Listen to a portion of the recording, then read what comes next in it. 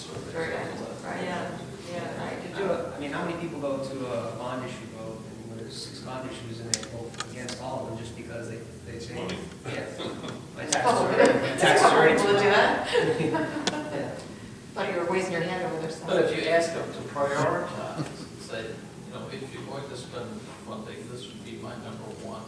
So instead of the check mark beside it, just say, okay, these 10 items I've already listed. You could ask them to prioritize them. Prioritize them from 1 to 10. Yes. Right, Yes.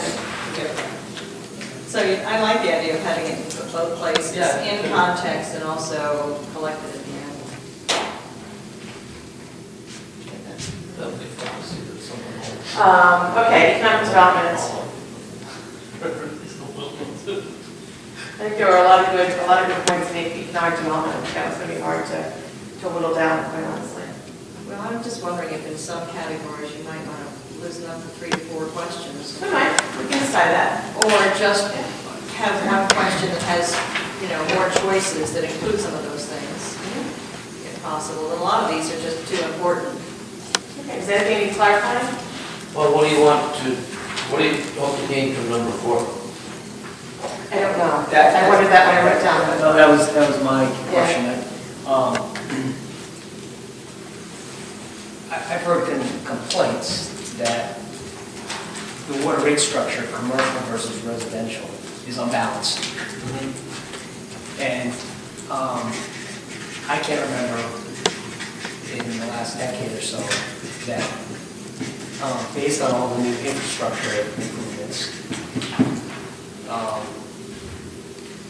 and I don't know if anyone's ever looking at the commercial usage versus residential usage and the way it's tiered. You know, when you have a commercial water rate and you exceed a certain gallon limit, you're actually penalized for use. Remember the debate that went on with the car wash and all of the allegations that was unfair. And we were in times of drought, the car wash couldn't operate because it exceeded a certain number of gallons. And the plant shop with the water. Yeah. And so the question is the water rate structure fair? I mean, you know, just do a study to back into it. We've got X amount of water, we need X amount of dollars to pay for it. How are those payments apportioned across all users? Should residential water users be treated exactly like commercial water users without a penalty, just a straight cost per gallon? Should there be a minimum charge on everybody's residential bill, or should it just be cost per gallon? Well, some of the things that debate brought out were that the car wash facility actually saved Jamestown water. Right. Because people use less water washing it down there than they do in their house. Okay, right. And the same thing could be true of the secret garden, where they use water for 100 people instead of 100 people watering their home. So the question, so that was the question. I mean, I think if you, I mean, it's a loaded question, but if you ask people, most people in town, they'll just gone through a rate increase. Do you feel that what you pay for water is fair? You're not going to get anybody to say yes. So is that a message to the town council or the water and sewer commissions that they should go back and take a look at it? There's nothing they can do about it.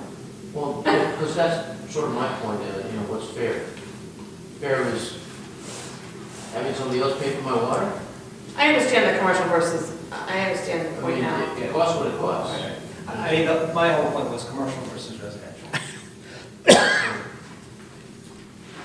think you could. Should there be some mechanism? Maybe that's the other question. Do Jamestowners want some mechanism, some way of controlling commercial water use? I mean, okay, it turns out that washing cars is a good thing, so having a car washing the island is a great thing, but maybe there's some other, you know, more water-consuming business that we maybe don't need on Jamestown, because we don't have a lot of water. Well, here's the whole question, how much water do we have? The reason the commercial users were penalized, and there was a penalty built in, is because we didn't have enough water. Right. Now we have a new plant that produces more water per day. We have a second water tower, which gives us some reserve in the event of catastrophe or drought. So the question is, should that penalty structure still be in play? Well, have we reached the point where limiting water use in the summertime on lawns and cars? No, they still have a policy. I know what we could ask. We could ask if non-water users should support the use of town water. Okay. Or not, I mean, people with wells? We'll probably get to that, remember that, because we'll get to that under public services. Anyway, so you can put your dot there or not, that's We're the, serious. that was the whole point. Okay, yeah, that was, gotcha. All right, anything else that needs clarifying? I think you could combine 10 and 11 with number 6 somehow, so, of course, maybe at least 10 and 11 you could combine into one question. Yeah. Now, how do Oh, you feel CD. about the size of the CD? Like it the way it is, it's being to produce it, you know?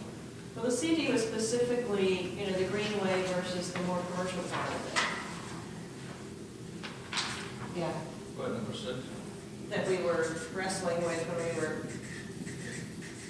And also still doing more T4s and T5s. Yep. You would put 9 and 6. Yeah, 9 and 6 maybe could, Oh, there, sorry, yes, you're right. Yeah. you could combine 2 and 3, couldn't you? Different issues, I think. Okay. Yeah. My Different scale, touch Yeah, different scale. right. question was why, when it says they satisfied with goods and services in town, is that different than 10 and 11? Yes. In what way? We asked this number 1 question last time. It was very, very interesting to see the answers. You can find it. One thing, what it does is, So I wanted to prove this. You know what, did we gave copies of this survey? I have a copy. You did get it. Yeah, I thought we gave it to you, yeah. I'm just trying to recollect what the question was, but I think we got some pretty interesting answers about, and what was important, I think, was that a lot of the services people felt were very important. Like This is, this is a question, are you satisfied with goods and services in town, i.e. goods such as food, drug, baby items, etc., services such as doctors, dry cleaners? Yeah. 76.1% said yes, 13.6% no, not sure which 4%. If no, what goods, services do we need? Of the 126 respondents, I take it that no. The most common answers were new and cleaner grocery market, better prices, 45, some competition, 3, and stores should stay open longer, 3. Was that when McQuaid was having problems expanding? Yeah, that was prior to their expansion, prior to their renovation, I should say. Or was that right after Midway was, how old is it, sort of? That was referring to the weights. Yeah. It seems like, in some ways, the answers to 1 and 10 would affect each other. If you're not satisfied, then you would almost. I think I would like to, I think I'd like to take 1 and maybe turn it into more targeted on essential services versus non-essential services, such as like a drugstore being an essential service, maybe a dry cleaner being an essential service, and non-essential being, t-shirt shops and gift shops, and I don't want to cast it in a negative light, but I think that, does anybody feel that that's important to ask? I think it is. Yeah. We had that conversation about whether downtown was going to turn into all kind of tourist types of things. Well, it's a constant conversation down as to whether you go off the island and buy your gas. Right. Or you go off the island to buy your groceries. What I'm wondering about with that whole economic development, because so many of the things actually have a byproduct of increased traffic on Narragansett Avenue. B&Bs, hotels, potentially expanding CD, more goods and services. Should there be a question at the end about, if any of these things were prioritized, what would be most important to you if they have a traffic impact? Or if there's a traffic impact, would you still? Traffic we're going to discuss in circulation. Transportation. But I guess what I'm wondering is that parking these answers are sort of consequence-free, the way they're being asked now. And I don't know if we need to make it too heavy what the consequences are, but I would like to somehow tie the increased, the traffic downtown with. I think parking is more related to the size of the district than what's in it.